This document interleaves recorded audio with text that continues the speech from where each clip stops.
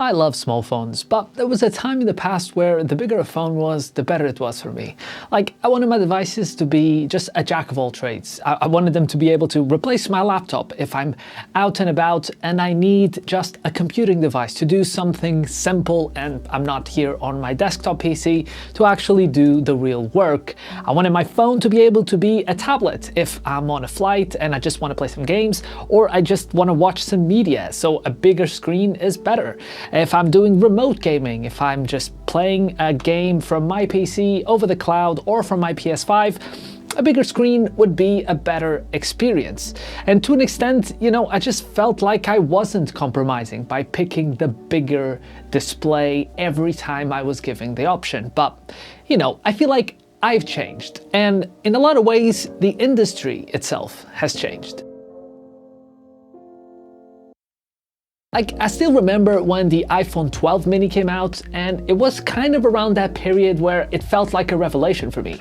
It felt like, look at this, it's a flagship device that doesn't compromise in its internal specs and pretty much compromises where it needs to. A smaller screen with unfortunately mediocre battery life, but that kind of comes with the territory. But at the end of the day, you get an experience that's so different and so pocketable and so one-handable that you kind of have to live with a device like that for a period of time to actually see how accustomed we have gotten to carrying around these huge screens in our pockets. And maybe some of you can relate to this shift. Like, in the past, I wouldn't identify with what I'm about to tell you, but if these days I'm given the choice between a Pixel 8 or Pixel 8 Pro, just talking size, I'm gonna go Pixel 8. If I want an S24, I'm gonna go regular instead of S24 Ultra. And if we're talking iPhones, it's probably gonna be just the Pro and not the Pro Max.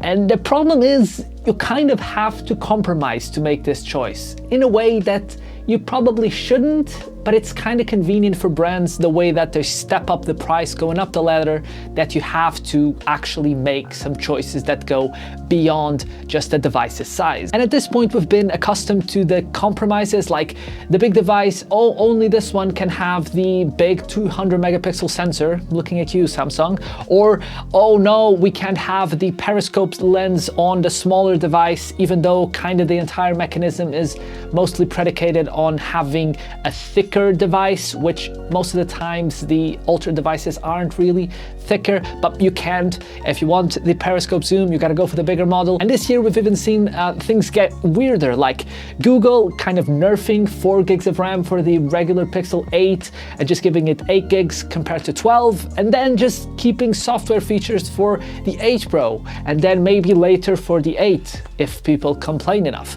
And we've been accustomed to these compromises, and the fact that they're so linked to the device size, I feel like that's where us as consumers have kind of been sort of robbed the choice for device sizes.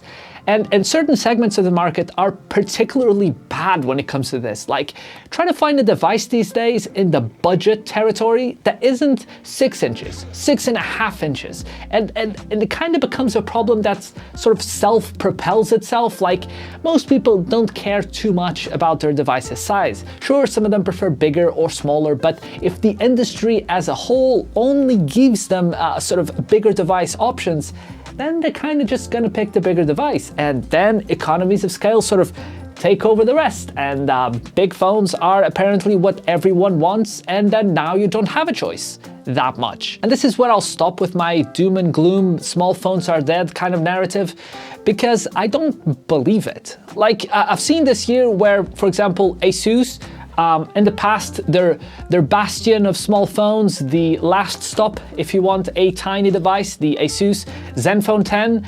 I mean, this phone is not gonna get an upgrade as far as we can tell. The replacement for it is a ginormous device that's about the size of the ROG Phone 8 Pro. And if you see these two things side by side, you kind of just forget how, tiny it is. But it's all about the comparison. Like, if I do this magic trick where this tiny device in the eyes of a lot of people and this, normal device, the iPhone 15 Pro, if I get this thing in front and I put this behind and we line it up as best as possible, where did the iPhone go?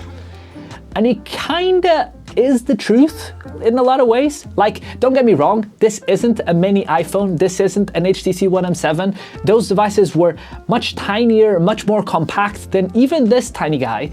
But the thing that makes the biggest difference when it comes to day-to-day usage is the width of the device. That's why bigger devices are so much harder to handle. It's just because they're wider and your hand is much more stretched, and then you can't reach as far with your thumb.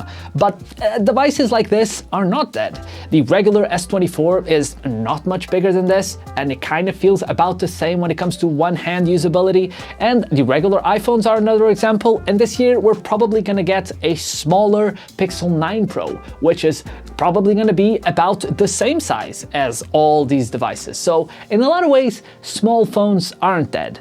Tiny phones are definitely in a little bit of a hibernation period since Apple decided to stop with the minis. And when it comes to other device sizes and for other ranges of the market, especially for the budget, then yes, small phones are dead, and it's only big phones in that particular area. But here's my pitch. Here's my pitch for brands if you want to keep this going when it comes to big devices. Part of the reason why I saw myself going back to small devices over the past couple of years is because I've pretty much just embraced some of the limitations that come when you try to push all the tasks into a singular device. Like sometimes you want to watch a movie in your TV or even on a tablet just because the screen is nicer and bigger and you have better sound. Or if you want to do some gaming, you can just get the ROG Phone 8 Pro and 24 gigs of RAM, a terabyte of storage, great display, all the best of the best that you can get for gaming, and triggers and adapters and coolers and 2 USB-C ports.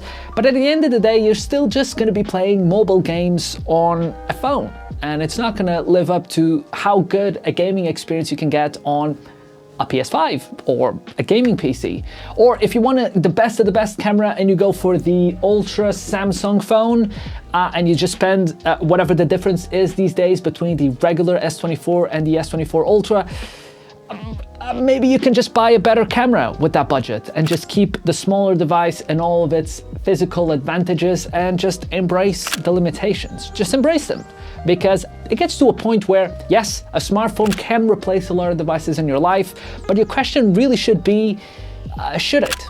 Should it replace other devices? Or should it just be an option if you want that option? And just, options are good. People should embrace options. And the fact that you can't get sometimes the best of the best flagship experience on a smaller device kind of sucks.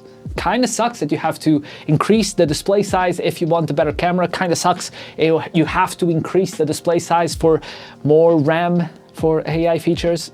Google kind of sucks, and it's done in a very convenient way. The way the price ladder goes up, which kind of sucks. I just really feel that an Ultra device or a Pro Max device or even a Pro device should really be just that: a larger display with a bigger battery, and that's it.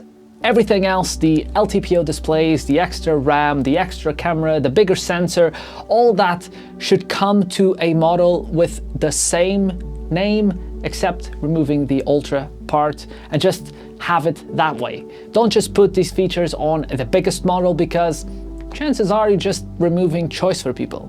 And choice is good. But just let me know in the comments below if you think like me, if this makes any sense to you, or if you're just firmly a big phone kind of guy and you think I'm insane for even suggesting it. And if that's the case, how dented is that pinky finger? Just let me know in the comments below. Okay, thank you very much for watching, and I'll see you very soon. Bye.